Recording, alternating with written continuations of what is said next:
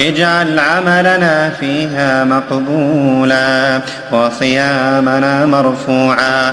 اللهم ارزقنا فرج يعقوب وفرج يونس وصبر أيوب، واكتب لنا اليسر لمن يعاني العسر، والراحة لمن به هم، والسعادة للمحزون، والشفاء للمريض، والإجابة لمن دعا في هذه الأيام المباركة.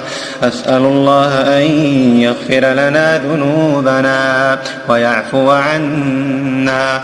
رب نسألك أن تجعل هذه الأيام ثوانيها من نور، ودقائقها ذنبا مغفور، وساعاتها توفيق وسعادة